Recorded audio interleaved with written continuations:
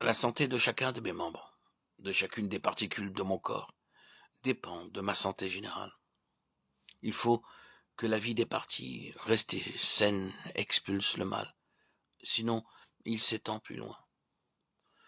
Mon état spirituel dépend de celui de mon frère plus que je ne le crois, et lui-même dépend de moi plus que je ne le crois. L'esprit qui est en moi, l'esprit de Christ, habite aussi chez mon frère. Tout ce que je reçois, Dieu veut qu'il le reçoive aussi. La vie de l'esprit me fera donc conserver l'unité de l'esprit dans la vie pratique, vivre en communion d'amour fraternel avec les croyants qui m'entourent. Qu'il soit perfectionné dans l'unité, Jean 17, 23, c'est en progressant dans l'unité qu'on se rapproche de la perfection. La perfection est impossible dans un état de séparation.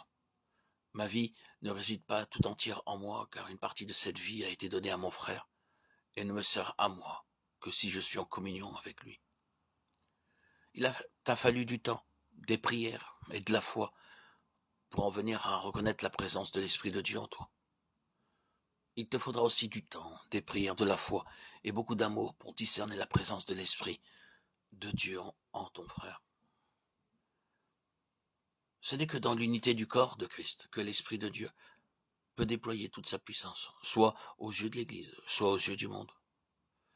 Dieu parle au groupe d'hommes réunis ensemble tout autrement qu'il ne parle à ceux qui le cherchent isolément.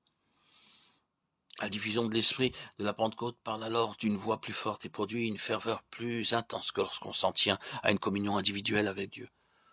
On éprouve une joie plus complète en se réunissant avec ses frères que dans la dévotion solitaire.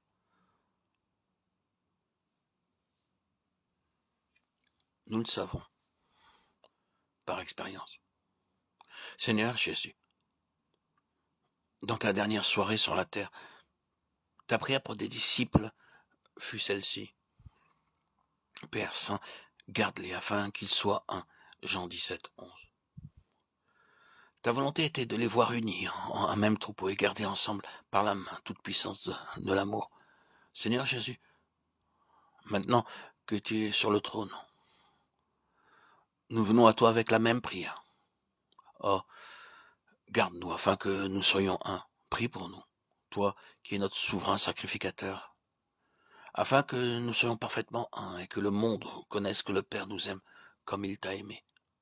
Jean 17, 23. Seigneur, nous te remercions de ce que déjà tu éveilles dans ton Église le désir de réaliser aux yeux du monde cette unité de tes enfants. Accorde-nous pour cela l'action puissante de ton esprit. Puisse chaque croyant reconnaître que le Saint-Esprit est en lui et qu'il est en son frère aussi, que par conséquent, il doit conserver avec humilité et charité l'unité de l'esprit avec ceux qui ont des rapports avec lui.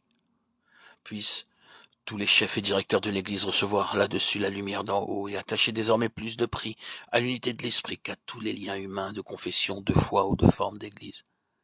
Puissent tous ceux qui se sont revêtus du Seigneur Jésus-Christ se revêtir par-dessus toute chose de la charité qui est le lien de la perfection. Romains 13, 14. Colossiens 3, 14.